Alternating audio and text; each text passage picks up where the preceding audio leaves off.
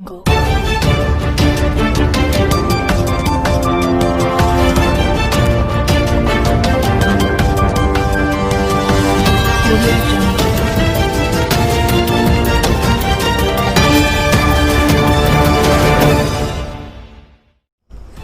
नमस्कार मित्रों, जय हिंद, वंदे मातरम। मैं हूं चंद्रवर्धन और स्वागत है आपका अध्ययन इन्फोटेनमेंट में। साप्ताहिक समसामयिकी समाचारों के इस बुलेटिन में हम लोग देखते हैं सप्ताह भर के महत्वपूर्ण समाचार विभिन्न स्रोतों जैसे द हिंदू, PIB, दैनिक जागरण राष्ट्रीय edition, Indian Express, All India radio, Lok Sabha TV, Rajya Sabha TV इत्यादि से। साथ ही सम्मिलित किया जाता है विभिन्न वन लाइनर्स को जो महत्वपूर्ण होता है प्रतियोगिता परीक्षाओं के लिए। तो आइए शुरू करते हैं आज का अपना बुलेटिन और देखते हैं सबसे पहले सप्ताह भर के प्रमुख हेडलाइन। असम सरकार ने देहिंग पटकाई वन्यजीव अभयारण्य को राष्ट्रीय उद्यान के रूप में अपग्रेड करने का निर्णय लिया। NHAI ने देश भर में राष्ट्रमार्गों की दक्षता का आकलन एवं उनकी रैंकिंग करने का निर्णय लिया। हिमालयी तितली गोल्डन बर्ड विंग को 88 वर्षों के बाद भारत की सबसे बड़ी तितली के रूप में खोजा गया। प्रधानमंत्री ने मध्य प्रदेश के रीवा में स्थापित 750 मेगावाट की रीवा सौर परियोजना को राष्ट्र को समर्पित किया। भारत सरकार के कौशल विकास एवं उद्यमिता मंत्रालय ने असीम पोर्टल लॉन्च किया। भारत सरकार के स्वास्थ्य और परिवार कल्याण मंत्रालय ने जारी किया इंडिया टीवी रिपोर्ट 2020। कुवैत की नेशनल असेंबली की कानूनी और विधायी समिति ने प्रवासी कोटा बिल को मंजूरी दे दी है। दिव्यांग व्यक्तियों को भी मिलेगा SC/ST उम्मीदवारों के समान लाभ, सर्वोच्च न्यायालय का निर्णय। जहाजरानी मंत्रालय ने नौवहन सहायता विधेयक 2020 का मसौदा जारी किया है। अखिल भारतीय बाघ आकलन 2018 ने विश्व का सबसे बड़ा कैमरा ट्रैप वन्यजीव सर्वेक्षण होने का गौरव प्राप्त किया। लाइनर्स और देखे थे 10 बिंदु जिनका विश्लेषण हम लोगों ने किया था। अब देख लेते हैं नेक्स्ट पार्ट में अपना अगला सारा पॉइंट। तो पहला पॉइंट है हमारा रैतु दिनोत्सवम किसान दिवस।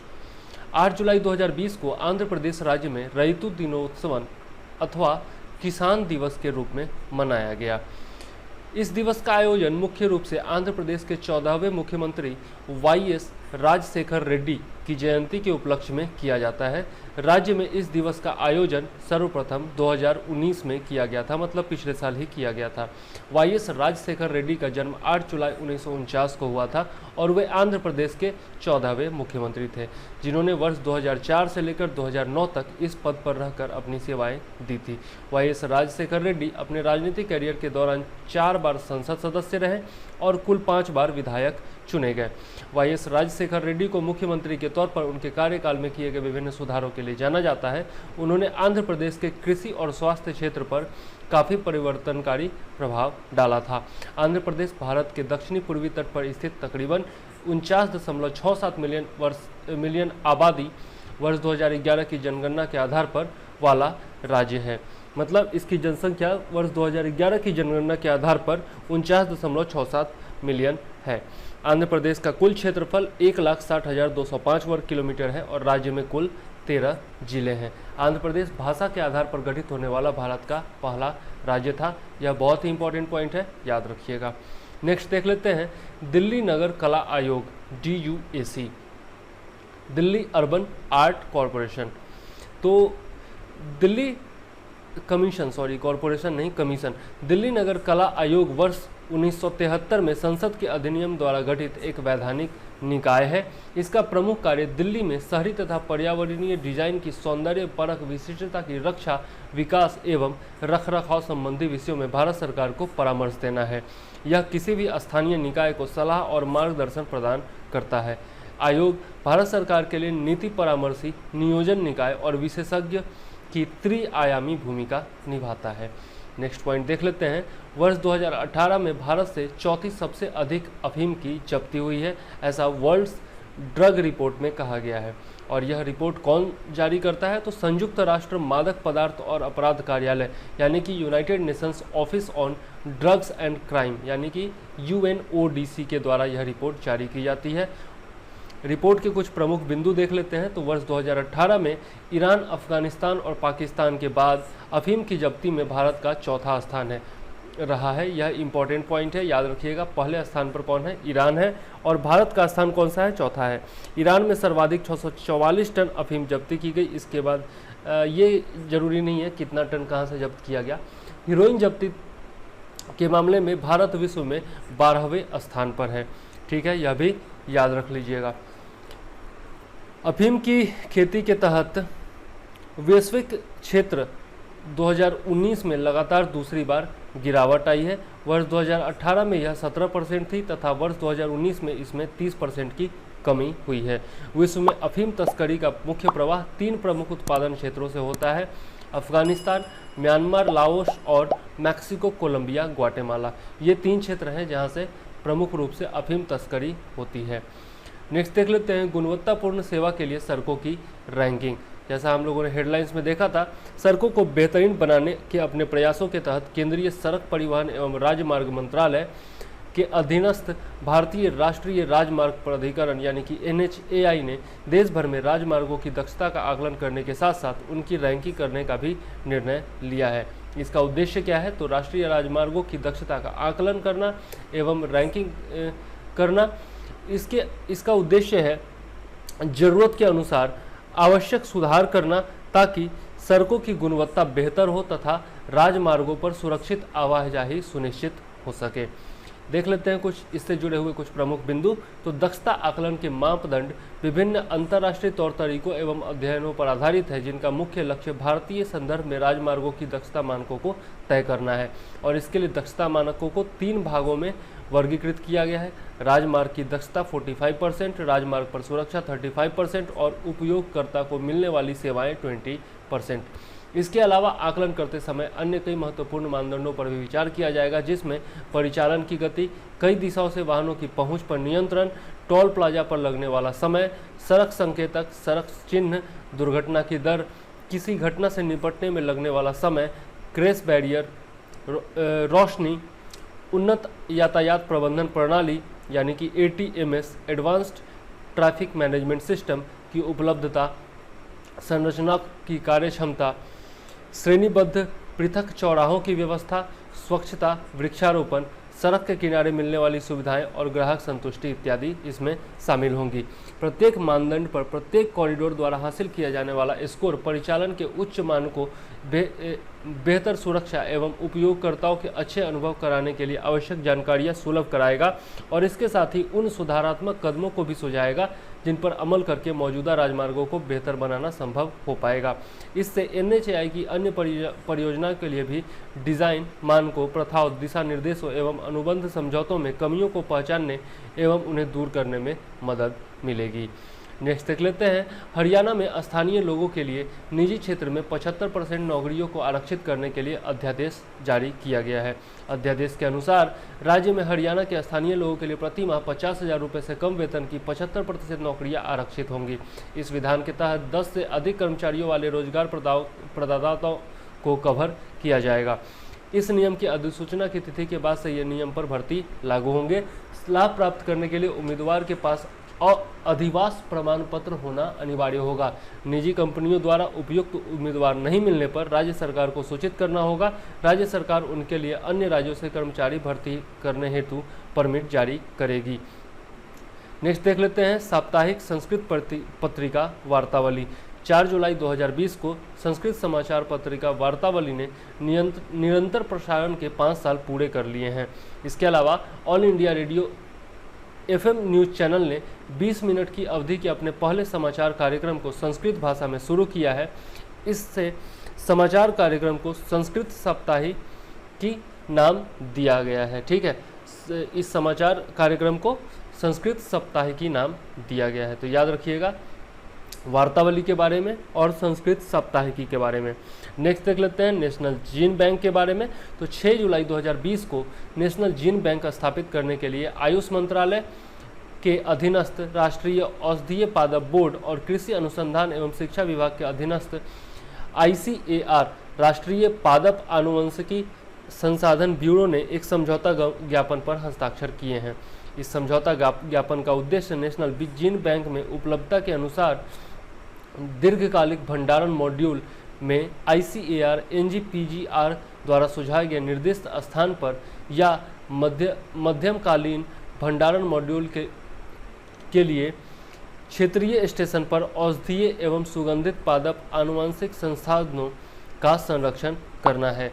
इस समझौता ज्ञापन के तहत राष्ट्रीय औषधीय पादप बोर्ड के कार्य दल को पादप जर्म प्लाज्म के संरक्षण की तकनीकों पर व्यावहारिक प्रशिक्षण भी दिया जाएगा। राष्ट्रीय औषधीय पादप बोर्ड और ICAR राष्ट्रीय पादप आनुवंशिक संसाधन ब्यूरो दोनों ही सामाजिक एवं आर्थिक सुरक्षा सुनिश्चित करने हेतु वर्तमान व भावी पीढ़ियों के लिए लंबे समय तक सुरक्षित एवं किफ़ायती ढंग से जर्म प्लांट के संरक्षण के जरिए राष्ट्रीय हितों की पूर्ति करने के लिए प्रतिबद्ध हैं। अब देख लेते हैं राष्ट्रीय औषधीय पादप बोर्ड के बारे में। National medicine plant board NMPB औषधीय पौधों के क्षेत्र को बढ़ावा देने के लिए भारत सरकार ने 24 नवंबर 2000 को राष्ट्रीय औषधीय पादप बोर्ड की स्थापना की थी। तो वर्ष 2000 याद रखिएगा। वर्तमान में यह बोर्ड भारत सरकार के आयुष मंत्रालय के अंतर्गत कार्य कर रहा है। कृषि मंत्रालय के अंतर्गत यह कार्य नहीं करता है, याद रखिएगा। NMPB का प्राथमिक लक्ष्य विभिन्न मंत्रालयों, विभागों, संगठनों के बीच समन्वय के लिए एक उपयुक्त तंत्र विकसित करना और केंद्र, राज्य एवं अंतर्राष्ट्रीय स्तर पर औषधीय पौधों के क्षेत्र के समग्र विकास के लिए प्रतिबद्ध नीतियों एवं कार्यक्रमों को लागू करना है। अब देख लेते हैं ICAR के अंतर्गत जो है national bureau of plant genetic resources NBPGR, यह भारत में पादप आनुवंशिकी संसाधनों के प्रबंधन के लिए एक नोडल संगठन है और भारतीय कृषि अनुसंधान परिषद के नियंत्रण में कार्य करता है। यह अपने नेशनल जीन बैंक में -20 डिग्री सेल्सियस पर दीर्घकालिक संरक्षण के लिए बीज जर्म प्लाज्म का संरक्षण कर रहा है। तो यह -20 डिग्री याद रखिएगा। आनुवंशिक संसाधनों का गैर स्थानिक संरक्षण जीन बैंकों एवं बीज बैंकों द्वारा किया जाता है। राष्ट्रीय पादप आनुवंशिक संसाधन ब्यूरो नई दिल्ली फसल के पौधों के जीन पूल तथा उगाई जाने वाली किस्मों के बीजों को संरक्षित करता है। आगे देख लेते हैं स्वर्णा सब 1, यह भारतीय कृषि अनुसंधान परिषद और मनीला स्थित अंतर्राष्ट्रीय चावल अनुसंधान संस्थान द्वारा विकसित जल प्रतिरोधी धान की एक किस्म है। तो किसके द्वारा यह विकसित किया गया है, यह याद रखिएगा। और यहाँ से एक क्वेश्चन और बनता है कि अंतर्राष्ट्रीय चावल अनुसंधान संस्थान कहाँ स्थित है, तो मनीला में स्थित है, यह भी याद रखिएगा। और ये जो स्वर्णा सब 1 है, यह प्रतिरोधी धान की एक किस्म है, यह भी याद रखिएगा। असम के बाढ़ प्रभावित क्षेत्रों में किसान वर्ष 2009 से स्वर्णा सब 1 का उत्पादन कर रहे हैं। तो कहाँ पे उत्पादन किया जा रहा है, असम के बाढ़ प्रभावित क्षेत्रों में, याद रखिएगा। नेक्स्ट देख लेते हैं इदलिब प्रांत के बारे में, जो कि काफ़ी चर्चा में रहा है। तो 7 जुलाई को 2020 को जारी संयुक्त राष्ट्र मानवाधिकार परिषद की एक रिपोर्ट में कहा गया है कि सीरिया के इदलिब प्रांत में सिविलियन इंफ्रास्ट्रक्चर पर सीरियाई एवं रूसी हवाई हमले युद्ध अपराधों की श्रेणी में आते हैं, वार क्राइम्स की श्रेणी में आते हैं। इस रिपोर्ट में 1 नवंबर 2019 से 1 जून 2020 के बीच इदलिब प्रांत में होने वाली घटनाओं का आकलन किया गया है। इस समय के दौरान इदलिब प्रांत जो है वह एक सशस्त्र समूह द्वारा नियंत्रित किया गया था, जिसे क्या कहा जाता है, हयात तहरीर अल शाम कहा जाता है। हयात तहरीर अल शाम, याद रखिएगा, जो कि संयुक्त राष्ट्र द्वारा घोषित आतंकवादी समूह है। इदलिब प्रांत एकमात्र ऐसा सीरियाई क्षेत्र था जो सीरियाई सरकार के नियंत्रण से बाहर था। वर्ष 2019 के बाद से सीरियाई एवं रूसी सेनाओं ने इदलिब प्रांत पर कब्जा करने का प्रयास किया था।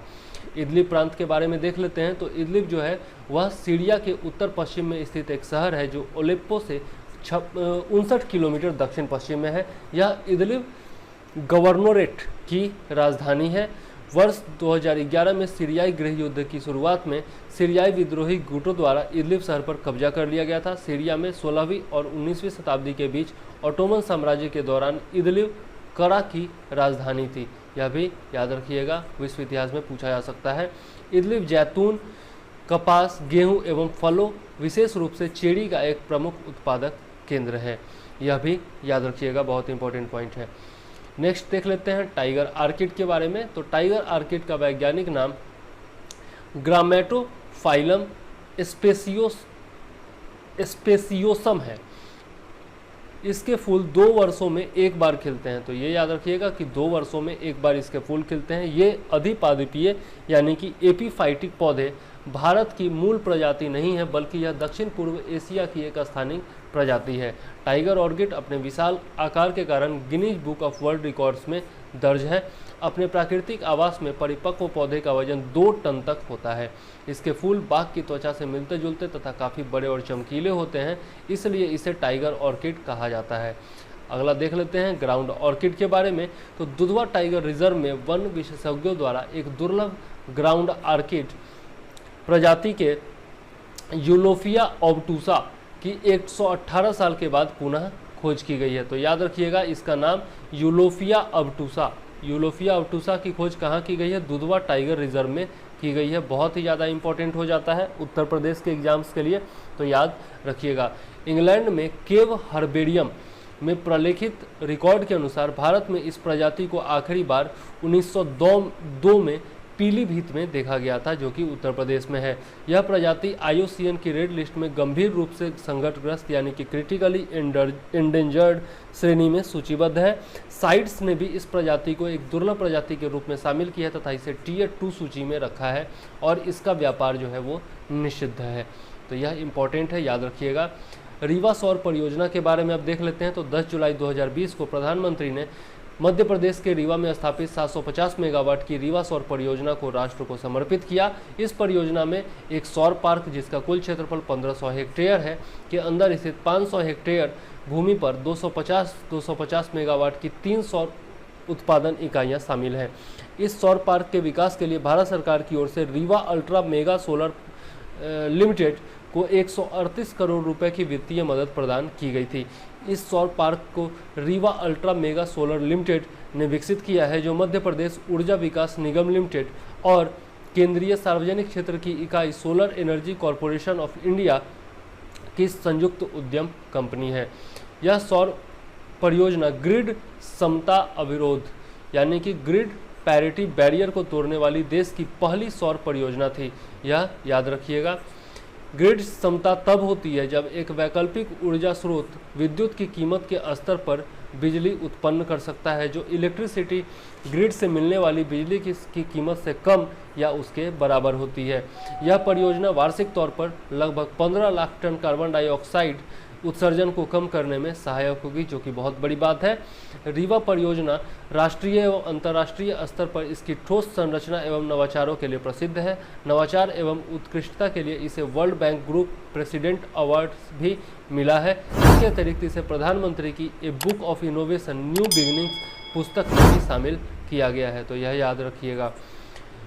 यह परियोजना राज्य के बाहर एक संस्थागत ग्राहक को बिजली आपूर्ति करने वाली देश की पहली अक्षय ऊर्जा योजना भी है। अर्थात यह परियोजना अपने कुल बिजली उत्पादन का 24% बिजली दिल्ली मेट्रो को देगी, जबकि शेष 76% बिजली मध्य प्रदेश की राज्य बिजली वितरण कंपनियों को आपूर्ति की जाएगी। नेक्स्ट देख लेते हैं ओफियोसोर डायसेप्स सिनेंसिस। इसे हिमालयन वियाग्रा के रूप में भी जाना जाता है। यह विश्व का सबसे महंगा कुकुरमुत्ता यानी कि फंगस है। इसे अंतर्राष्ट्रीय प्रकृति संरक्षण संघ यानी कि IUCN की संकटग्रस्त प्रजातियों की लाल सूची में शामिल किया गया है, रेड लिस्ट में शामिल किया गया है। इस कवक को उत्तराखंड में केडा जैदी के रूप में भी जाना जाता है। इसकी आकृति इल्ली यानी कि कैटरपिलर के जैसी होती है। यह हिमालय और तिब्बती पठार के लिए स्थानिक है और चीन, भूटान, नेपाल और भारत में पाई जाती है। भारत में यह मुख्य रूप से उत्तराखंड में पिथौरागढ़ और चमोली जैसे जिलों के ऊंचे क्षेत्रों में पाई जाती है। तो इस प्रकार से हम लोगों ने देखा इसके बारे में। इसका नाम थोड़ा अजीब है, तो देख लीजिएगा वीडियो पॉज करके। नेक्स्ट चलते हैं मंगोलियाई कंजूर पांडुलिपिया। केंद्रीय संस्कृति मंत्रालय यानी कि यूनियन मिनिस्ट्री ऑफ कल्चर मार्च 2022 तक नेशनल मिशन फॉर मैन्युस्क्रिप्ट्स के तहत मंगोलियाई कंजूर के 108 संस्करणों के पुनर्मुद्रण के कार्य को पूरा करेगा, जो भारत और मंगोलिया के मध्य द्विपक्षीय संबंधों को बढ़ाने में मदद करेगा। ये आप देख सकते हैं, ये है मैन्युस्क्रिप्ट।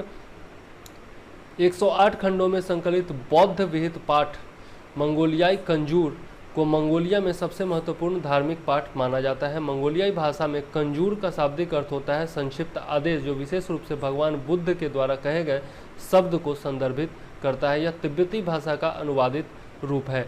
मंगोलियाई बौद्धों द्वारा इस पाठ का आयोजन आदर स्वरूप किया जाता है और वे मंदिरों में कंजूर की पूजा करते हैं और पवित्र अनुष्ठान के रूप में दैनिक जीवन में कंजूर की पंक्तियों का पाठ करते हैं। मंगोलिया में लगभग प्रत्येक मठ में कंजूर की प्रतियों को रखा गया है। कंजूर की शास्त्रीय भाषा मूल रूप से मंगोलियाई है और यह मंगोलिया को एक सांस्कृतिक पहचान प्रदान करने का एक स्रोत भी है। पुनर्मुद्रण किए हुए प्रत्येक खंड को मंगोलियाई भाषा में लिखित कंजूर के सूत्र के मूल शीर्षक को इंगित करने वाली सामग्री होगी। मंगोलियाई कंजूर के 5 खंडों का पहला सेट राष्ट्रपति कोविंद को प्रस्तुत किया गया था। नेक्स्ट देख लेते हैं नेशनल मिशन फॉर मैन्युस्क्रिप्ट्स के बारे में। इस मिशन को भारत सरकार के पर्यटन एवं संस्कृति मंत्रालय के तहत फरवरी 2003 में पांडुलिपियों के संरक्षित ज्ञान के दस्तावेजीकरण, संरक्षण एवं प्रचार प्रसार करने के लिए शुरू किया गया था। और इसका उद्देश्य क्या है, तो इस मिशन का उद्देश्य दुर्लभ एवं अप्रकाशित पांडुलिपियों को प्रकाशित करना है ताकि उनमें निहित ज्ञान शोधकर्ताओं, विद्वानों एवं आम जनता तक बड़े पैमाने पर पहुंचाया जा सके। नेक्स्ट देख लेते हैं प्रौद्योगिकी सूचना पूर्वानुमान एवं मूल्यांकन परिषद TIFSC, technology innovation forecasting and assessment council. तो टाइफैक जो है वो विज्ञान और प्रौद्योगिकी विभाग के तहत वर्ष 1988 में स्थापित एक स्वायत्त संगठन है। तो यह इंपॉर्टेंट पॉइंट है, याद रखिएगा। इसका कार्य क्या है, तो प्रौद्योगिकी क्षेत्र में प्रगति करना, प्रौद्योगिकी प्रक्षेप पथों यानी कि टेक्नोलॉजिकल ट्रैजेक्टरीज का आकलन करना और राष्ट्रीय महत्व के चुनिंदा क्षेत्रों में नेटवर्क अभिक्रियाओं द्वारा नवाचार को बढ़ावा देना है। टाइफैक को इसकी बौद्धिक संपदा अधिकार यानी कि IPR पर प्रशिक्षण योजना किरण IPR के लिए इसे रानी लक्ष्मीबाई पुरस्कार, नारी शक्ति पुरस्कार 2015 से सम्मानित किया गया है। ये इंपॉर्टेंट पॉइंट है, याद रखिएगा।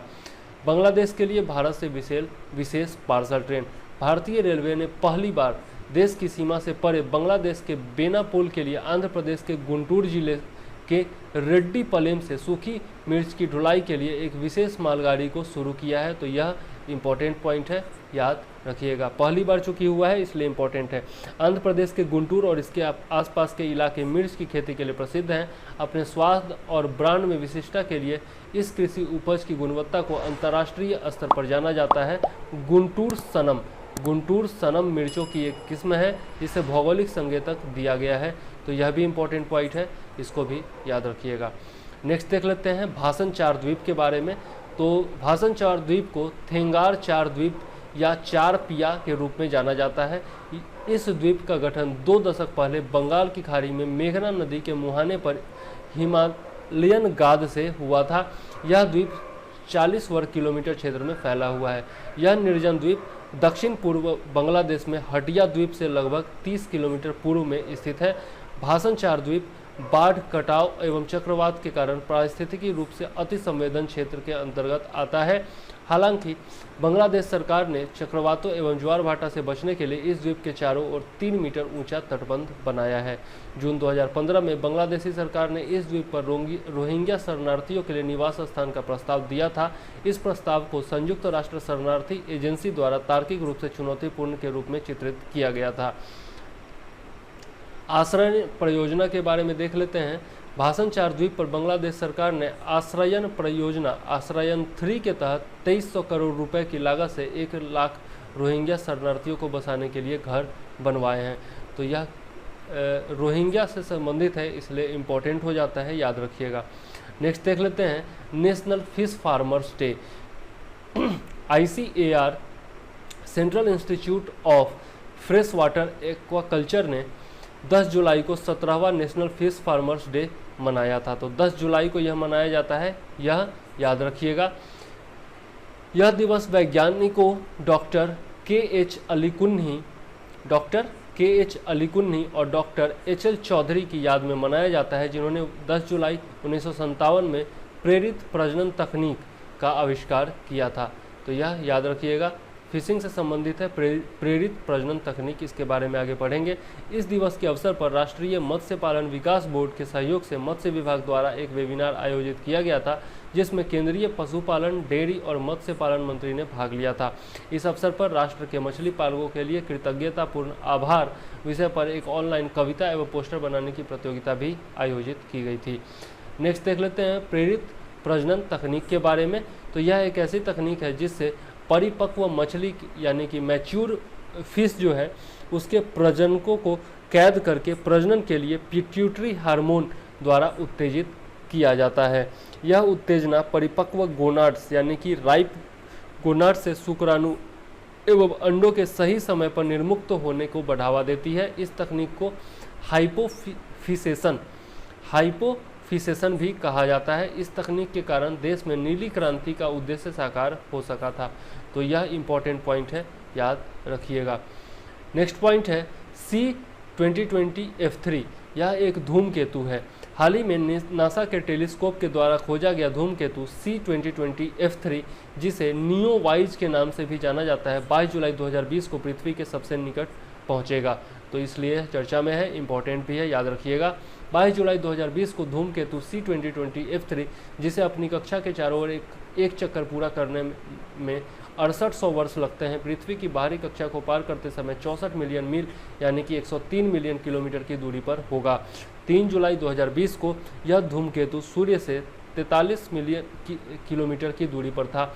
इस दिन धूमकेतु बुध की कक्षा में चक्कर लगा रहा था और सूर्य की से निकटता के कारण इसकी बाहरी परत बर्फीली सतह से गैस एवं धूल के एक वातावरण बना रही थी, जिसे कोमा के रूप में संदर्भित किया गया था। यह वातावरण कभी कभी मलबे के एक चमकदार सिरे का निर्माण करता है, जो हजारों या लाखों किलोमीटर तक फैल सकता है। धूमकेतु अपनी चौड़ाई में कुछ मील से लेकर 1000 मील तक विस्तृत हो सकते हैं। जैसे वे सूर्य के निकट आते हैं, वे गर्म होते हैं और धूल एवं गैसों के मलबे को छोड़ते हैं, जो एक चमकते हुए सिर के आकार में बन जाता है। इस मलबे का आकार अक्सर एक ग्रह से बड़ा हो सकता है। सूर्य और पृथ्वी से निकटता क्यों है, तो यह देख लेते हैं। अन्य ग्रहों के गुरुत्वाकर्षण बल के कारण धूमकेतु को कभी कभी सूर्य और पृथ्वी के पास की कक्षाओं में धकेल दिया जाता है। कुछ धूमकेतुओं की उपस्थिति, अर्थात जो सूर्य की से परिक्रमा करने में 200 वर्ष से कम समय लगाते हैं, उनका पूर्वानुमान लगाया जा सकता है। इन्हें लघु अवधि के धूमकेतु के रूप में संदर्भित किया जा सकता है और ये कुइपर बेल्ट में पाए जाते हैं, जहाँ कई धूमकेतु प्लूटो की परिधि में सूर्य की परिक्रमा करते हैं और कभी कभी इनको उन कक्षाओं में धकेल दिया जाता है उन्हें सूर्य के निकट ले आते हैं। सबसे प्रसिद्ध लघु अवधि वाले धूमकेतुओं में से एक धूमकेतु हैली है, जो 76 वर्षों के अंतराल पर एक बार दिखाई देता है और यह जो है 2062 में पुनः दिखाई देगा। तो यह इंपॉर्टेंट पॉइंट है, हैली के बारे में याद रखिएगा। कम पूर्वानुमान योग्य धूमकेतु यानी कि less predictable comets Oort cloud में पाया जाता है, जो सूर्य से लगभग 1 लाख खगोलीय इकाई की दूरी पर है। इस ओर्ट क्लाउड में धूमकेतु को सूर्य के चारों ओर एक चक्कर पूरा करने में अनुमानतः 30 मिलियन वर्ष तक का समय लग सकता है, यानी कि 3 करोड़ वर्ष तक का समय। धूमकेतु C2020 F3 का अध्ययन क्यों जरूरी है, तो यह देख लेते हैं। खगोलविद इस धूमकेतु का अध्ययन इसलिए कर रहे हैं क्योंकि वे मानते हैं कि इससे सौरमंडल के गठन के बारे में महत्वपूर्ण जानकारी मिल सकती है और यह भी संभव है कि धूमकेतु पर जल एवं अन्य कार्बनिक यौगिक विद्यमान हो, जो पृथ्वी पर जीवन के निर्माण खंड हैं। नेक्स्ट देख लेते हैं इंडिया टीवी रिपोर्ट 2020। हाल ही में स्वास्थ्य एवं परिवार कल्याण मंत्रालय द्वारा वर्चुअल कार्यक्रम के माध्यम से वार्षिक तपेदिक रिपोर्ट यानी कि एनुअल ट्यूबरकुलोसिस रिपोर्ट 2020 जारी की गई है। इसके बारे में कुछ प्रमुख बिंदु देख लेते हैं। इंडिया टीवी रिपोर्ट 2020 के अनुसार वर्ष 2019 में लगभग 24.04 लाख टीबी मरीजों को अधिसूचित या चिन्हित किया गया है, जो वर्ष 2018 की तुलना में 14% अधिक है। रिपोर्ट के अनुसार विश्व में टीबी HIV के साथ होने वाली मौतों की संख्या भारत विश्व में दूसरे स्थान पर है, जिसमें कुल 9% मरीज शामिल हैं। इंडिया टीवी रिपोर्ट 2020 के अनुसार हर वर्ष देश में टीबी HIV सह संक्रमण से लगभग 9700 लोगों की मृत्यु हो जाती है। इंडिया टीवी रिपोर्ट 2020 के अनुसार देश में कुल 92,000 ऐसे लोगों को अधिसूचित किया गया है जिन्हें टीबी HIV एक साथ है। सभी अधिसूचित टीबी रोगियों में HIV जांच को लेकर जागरूकता का स्तर वर्ष 2019 में 81% हो गया, जो वर्ष 2018 में 67% था। नेक्स्ट देख लेते हैं। पिछले 2 वर्षों में टीबी रोगियों के उपचार की सफलता दर 70 से 73% के आसपास रही है, जबकि वर्ष 2014-16 में यह 76 और 77% के बीच रही थी। रिपोर्ट के अनुसार भारत में टीबी के कुल मामलों में से 20% मधुमेह से पीड़ित लोगों के भी हैं, यानी कि डायबिटीज से पीड़ित लोगों के। वर्ष 2019 में संशोधित राष्ट्रीय टीबी नियंत्रण कार्यक्रम के तहत अनुसूचित टीबी रोगियों में 64% रोगियों की रक्त शर्करा की जांच की गई थी। रिपोर्ट के अनुसार तंबाकू के उपयोग के कारण 8% टीबी मामलों में वृद्धि देखी गई है, जबकि वर्ष 2018 में यह 4% थी। रिपोर्ट के अनुसार देश में अभी भी 0.54 मिलियन टीबी की आबादी को अधिसूचित नहीं किया गया है, जो कि एक चिंता का विषय है। अब देख लेते हैं राज्य तपेदिक या टीबी सूचकांक के बारे में। तो तपेदिक के कुल मामलों में आधे से अधिक वाले 5 शीर्ष राज्य कौन कौन से हैं? उत्तर प्रदेश 20%, महाराष्ट्र 9%, मध्य प्रदेश 8%, राजस्थान 7% और बिहार 7%। रिपोर्ट के अनुसार देश में तपेदिक के कुल आधे से अधिक मामले उपयुक्त 5 राज्यों में देखे गए हैं। तो यह इंपॉर्टेंट पॉइंट है, याद रखिएगा। तपेदिक नियंत्रण में बेहतर प्रदर्शन करने वाले कौन कौन से बड़े राज्य हैं? तो गुजरात है, आंध्र प्रदेश है, हिमाचल प्रदेश है। और 50 लाख आबादी वाले राज्यों की श्रेणी में तपेदिक नियंत्रण के लिए शीर्ष 3 सर्वश्रेष्ठ प्रदर्शन करने वाले राज्य कौन कौन हैं? तो गुजरात है, आंध्र प्रदेश है और हिमाचल प्रदेश है। और छोटे राज्यों का देखा जाए तो 50 लाख से कम जिनकी आबादी है, उनमें नागालैंड और त्रिपुरा जो है वह सर्वश्रेष्ठ प्रदर्शन करने वाले राज्य हैं। और केंद्र शासित प्रदेशों में देखा जाए तो दादर और नागर हवेली तथा दमन और दीव जो हैं वो तपेदिक नियंत्रण के लिए सर्वश्रेष्ठ प्रदर्शन करने वाले केंद्र शासित प्रदेश की सूची में शामिल हैं। नेक्स्ट देख लेते हैं, कुवैत में एक्सपैट कोटा बिल को मंजूरी, जो कि प्रवासी कोटा बिल है। हाल ही में कुवैत की नेशनल असेंबली की कानूनी और विधायी समिति ने ड्राफ्ट एक्सपैट प्रवासी कोटा बिल को मंजूरी दे दी है। बिल कुवैत में प्रवासियों की संख्या को सीमित करने से संबंधित है। एक्सपैट बिल के प्रमुख प्रावधान देख लेते हैं। तो बिल के अनुसार भारतीयों की कुवैत में आबादी 15% से अधिक नहीं होनी चाहिए। मसौदा कानून के तहत प्रवासियों की संख्या पर एक सीमा आरोपित की जाएगी और प्रवासियों की संख्या प्रति वर्ष लगभग 5% की कमी की जाएगी। कुवैत के प्रधानमंत्री सहित कानूनविद और सरकारी अधिकारी कुवैत की आबादी को 70% से 30% तक कम करना चाहते हैं। और इस निर्णय के क्या कारण है? तो कोविड-19 महामारी की शुरुआत के बाद से कुवैत में प्रवासी विरोधी आकांक्षाओं में वृद्धि हुई है। कुवैत विदेशी श्रमिकों पर अपनी निर्भरता को कम करने की दिशा में कार्य कर रहा है। कुवैती नागरिक अपने ही देश में अल्पसंख्यक के रूप में निवास करते हैं। वर्तमान में अमेरिका, ऑस्ट्रेलिया, ब्रिटेन सहित अन्य देश जो हैं वो संरक्षणवादी नीतियों को अपना रहे हैं। यह कदम संयुक्त राज्य अमेरिका के उस निर्णय के समान है जिसके तहत अप्रवासी और गैर अप्रवासी श्रमिकों के वीजा पर 60 दिवसीय प्रतिबंध का विस्तार किया गया है। बड़ी संख्या में प्रवासियों के कारण कुवैत को अपनी जनसंख्या संरचना में अनेक समस्याओं का सामना करना पड़ता है। लगभग 1/3 प्रवासी या तो अनपढ़ हैं या बहुत कम पढ़े लिखे हैं, जिनका कुवैत के विकास में नगण्य योगदान है, अतः उनकी कुवैत को और अधिक आवश्यकता नहीं है। कुवैत की जनसांख्यिकी में भारतीयों को देख लेते हैं। तो कुवैत में भारतीय प्रवासी समुदाय की जनसंख्या 1.45 मिलियन है, यानी कि 10,45,000। यह कुवैत का सबसे बड़ा प्रवासी समुदाय है। लगभग 28,000 भारतीय विभिन्न सरकारी नौकरियों जैसे नर्स, राष्ट्रीय तेल कंपनियों में इंजीनियर और वैज्ञानिक के रूप में कार्य करते हैं। अधिकांश भारतीय, लगभग 5 लाख, निजी क्षेत्र में कार्यरत हैं और भारतीय प्रवासियों में लगभग 1.16 लाख लोग आश्रित हैं, जिनमें लगभग 60,000 छात्र भी शामिल हैं। भारत पर निर्णय के संभावित प्रभाव को देख लेते हैं। तो इस बिल से भारत को पर क्या प्रभाव पड़ेगा? तो बिल के अनुसार भारतीयों की कुवैत में आबादी 15% से अधिक नहीं होनी चाहिए। अगर कानून को लागू किया जाता है तो इससे 8 लाख से अधिक भारतीयों को कुवैत से वापस भारत आना पड़ सकता है। खाड़ी देशों में सबसे ज़्यादा भारतीय कामगार काम करते हैं। इन देशों में यह संख्या लगभग 90 लाख है। अन्य देश भी कुवैत से प्रेरित होकर ऐसे ही कदम उठा सकते हैं। इससे भारत को दिक्कत हो जाएगी। भविष्य में खाड़ी देशों तथा भारत के मध्य प्रवासियों को लेकर व्यापक टकराव देखने को मिल सकता है। इससे भारत की ऊर्जा सुरक्षा प्रभावित हो सकती है। केरल जैसे राज्यों को विपरीत प्रवास तथा कोविड-19 महामारी जैसे दोहरी समस्याओं का सामना करना पड़ सकता है। कुछ प्रमुख बिंदु देख लेते हैं भारत और कुवैत के बारे में। तो कुवैत जो है वो भारत के लिए प्रेषण यानी कि रिमिटेंस का एक शीर्ष स्रोत है। रिमिटेंस क्या होता है? तो प्रवासी भारतीय जो कमा करके अपने देश में यानी कि भारत में भेजते हैं, उसको रेमिटेंस कहा जाता है। वर्ष 2018 में भारत ने कुवैत से प्रेषण के रूप में लगभग 4.8 बिलियन अमेरिकी डॉलर प्राप्त किए थे। नेक्स्ट देख लेते हैं महिला अधिकारियों को अस्थायी कमीशन के बारे में। तो सर्वोच्च न्यायालय के द्वारा सेना में शॉर्ट सर्विस कमीशन महिलाओं को महिला अधिकारियों को अस्थायी कमीशन देने के मामले में सरकार को आदेश लागू करने के लिए 1 महीने के समय सीमा दी गई है। केंद्र सरकार द्वारा कोविड-19 महामारी के कारण भारतीय सेना में महिलाओं को अस्थायी कमीशन देने तथा कमांड पोस्ट में उनकी तैनाती के संबंध में प्रावधान तैयार करने के लिए सर्वोच्च न्यायालय से 6 महीने के अतिरिक्त समय की मांग की गई है। इसी संदर्भ में सर्वोच्च न्यायालय द्वारा केंद्र सरकार को 1 माह का और समय दिया गया है।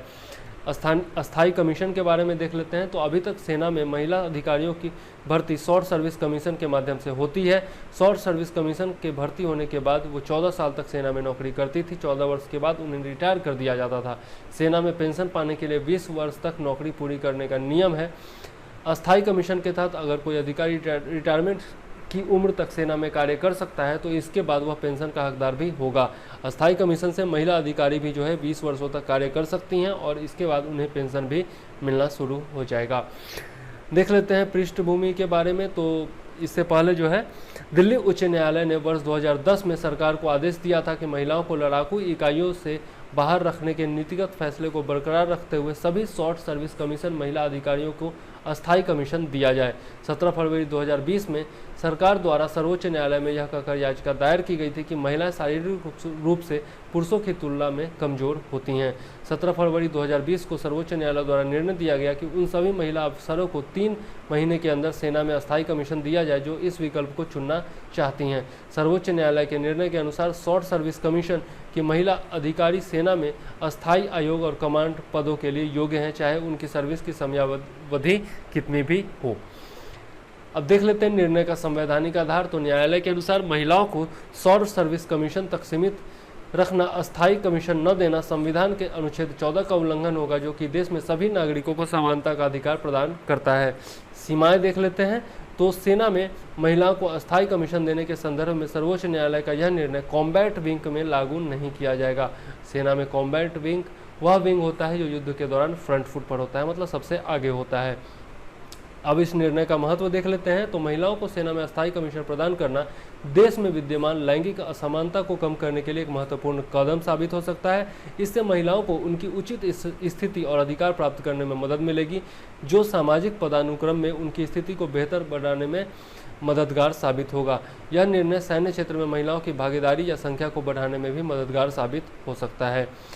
नेक्स्ट पॉइंट देख लेते हैं। दिव्यांग व्यक्तियों को भी मिलेगा SC/ST उम्मीदवारों के समान लाभ। सर्वोच्च न्यायालय ने एक महत्वपूर्ण निर्णय में पुष्टि की है कि दिव्यांग व्यक्ति भी देश के में सामाजिक रूप से पिछड़े हैं और इसलिए वे सार्वजनिक रोजगार तथा शिक्षा में अनुसूचित जाति या अनुसूचित जनजाति के उम्मीदवारों के समान लाभ प्राप्त करने के हकदार हैं।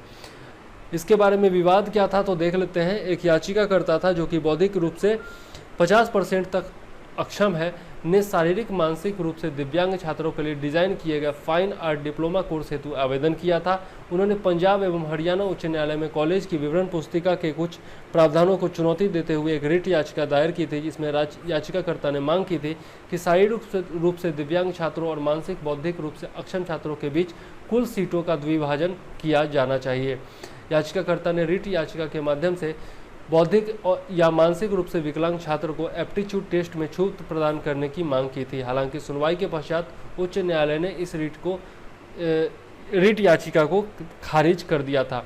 अब देख लेते हैं सर्वोच्च न्यायालय का निर्णय। तो सर्वोच्च न्यायालय ने वर्ष 2012 के अनमोल भंडारी जो कि नाबालिग थे बनाम दिल्ली टेक्नोलॉजिकल यूनिवर्सिटी, बाद में दिल्ली उच्च न्यायालय द्वारा दिए गए सिद्धांत का अनुसरण करने की बात की, जिसमें उच्च न्यायालय ने स्वीकार किया था कि दिव्यांग व्यक्तियों को सामाजिक रूप से पिछड़े हैं और इसलिए वे अनुसूचित जाति या अनुसूचित जनजाति के उम्मीदवारों के समान लाभ प्राप्त करने के हकदार हैं।